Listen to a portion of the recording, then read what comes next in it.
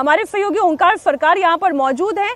Party से क्यों निकाला गया, अपनी पार्टी बनाने की नौबत क्यों आई?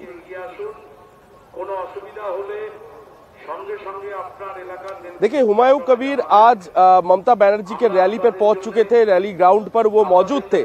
ममता बनर्जी के साथ वो बातचीत भी करना चाहते थे, लेकिन उससे पहले जैसे कि देखा गया, फिरहाद हकीम ने कोलकाता से एक प्रेस ब्रीफ किया और प्रेस मीट में वो हुमायूं कबीर को सस्पेंड भी कर दिया। और उसके बाद जैसे कि देखा गया, हुमायूं कबीर इस ग्राउंड से सीधा वो निकल गए और जाते वक्त वो जो कहकर गए हैं वो बहुत ही इंपॉर्टेंट है इस वक्त के लिए, क्योंकि उन्होंने कहा है कि वो नया पार्टी जल्द ही तैयार करेंगे। इसके साथ साथ 135 कैंडिडेट को वो 2026 के चुनाव में मैदान पे उतारेंगे और इसके साथ साथ टीएमसी और बीजेपी के खिलाफ वो कैंडिडेट लड़ाई मैदान पे करेंगे। ऐसे ही सीधे तरीके से चुनौती देते हुए हुमायूं कबीर इस वक्त निकल गए हैं इस ग्राउंड से और कुछ ही देर में ममता बनर्जी बहरमपुर के इस ग्राउंड में पहुंचेंगी। वो एसआईआर के खिलाफ यहाँ पर विरोध प्रदर्शन के लिए रैली भी वो संबोधित करेंगे। तो उससे पहले जैसे कि देखा गया, ये पूरा जो सनसनीखेज हुआ कि हुमायूं कबीर वो इस ग्राउंड पे पहुंचने के बाद ममता बनर्जी के साथ वो बातचीत करने के लिए पहुंची थी,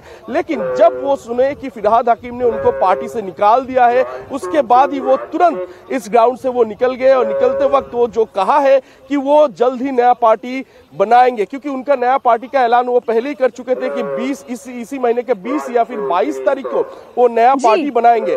तो उसी पर वो अभी तक स्टिक किए हुए। इसके साथ साथ सबसे बड़ी बंगाल के ग्राउंड में एक और नया प्लेयर, एक और नई पार्टी आएगी जो चुनावी दंगल में दिखाई देगी। बहुत शुक्रिया ओंकार सरकार आपका इस पूरी जानकारी के लिए।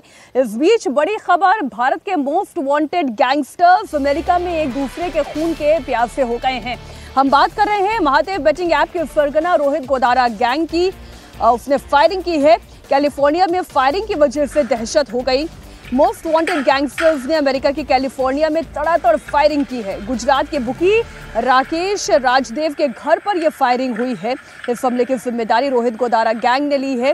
फेसबुक पोस्ट जारी कर हमले की जिम्मेदारी ली गई है। राकेश राजदेव भारत का मोस्ट वांटेड अपराधी है जिसकी तलाश ईडी कर रही है। इसी के घर पर रोहित गोदारा गैंग ने फायरिंग करवाई है। साफ साफ कहा है कि 40 नहीं 400 गार्ड भी रख लोगे तो भी मार दिए जाओगे। राकेश राजदेव महादेव ऐप के प्रमोटर सौरभ चंद्राकर का करीबी है। गोदारा गैंग ने इन पर पाकिस्तान को फंडिंग करने का आरोप लगाया है। भारत के खिलाफ साजिश रचने की बात भी कही गई है। सोशल मीडिया पोस्ट के जरिए गोदारा गैंग के गुर्गे नवीन बॉक्सर ने इस हमले की जिम्मेदारी ली। सौरभ चंद्राकर के बारे में आपको जानकारी देते हैं। इस वक्त वो दुबई में है। सोशल मीडिया पोस्ट में यह कहा गया है कि दुबई में सौरभ दाऊद इब्राहिम से मिला। गद्दारों को सुधर जाने की धमकी भी दी गई। पोस्ट में महेंद्र डेलाना और राहुल रिनाउ का नाम लिखते हुए ये कहा गया कि कैलिफोर्निया में राकेश राजदेव के घर पर जो गोलियां चलाई गई हैं वो उनके इशारे पर चलाई गई हैं। पोस्ट में आरोप लगाया गया कि राकेश राजदेव और सौरभ जो महादेव बुकी बेटिंग ऐप चला रहे थे, पाकिस्तान और आईएसआई को फंडिंग करते हैं। गैंग ने ये चेतावनी देते हुए कहा कि ये देश के साथ गद्दारी है और जो भी पाकिस्तान को फंडिंग करेगा वो उनका दुश्मन माना जाएगा। पोस्ट में ये भी दावा किया गया कि राकेश राजदेव और सौरभ महाकाल दुबई में दाऊद के भाई से मिलते हैं।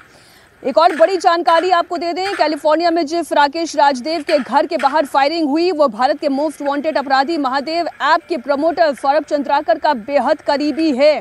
गुजरात पुलिस ने साल 2022-23 में बैटिंग ऐप से जुड़े हुए मामले में राकेश राजदेव के खिलाफ एक एफआईआर दर्ज की थी और 2023 में राकेश राजदेव के खिलाफ ईडी ने मनी लॉन्ड्रिंग का केस दर्ज किया था, जिसके बाद उसके ठिकानों पर ईडी ने छापेमारी भी की थी, लेकिन तब तक वो भारत छोड़कर यहां से भाग गया था। फिलहाल राकेश राजदेव सेंट्रल एजेंसियों के रेडार पर है।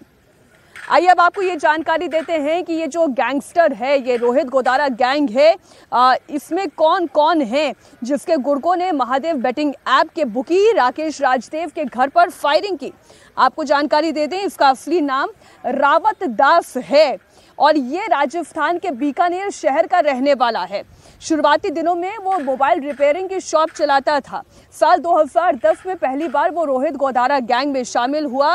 रोहित गोदारा जब जेल गया था तो उस पर हत्या की कोशिश का केस दर्ज हुआ था। इस मामले में 10 महीने के बाद उसे जमानत मिली थी। 2012 में रोहित की पत्नी ने उस पर केस किया था। दहेज मांगने और प्रताड़ित करने के आरोप में पत्नी के केस के बाद वो 2 से 3 महीने तक जेल में ही रहा था।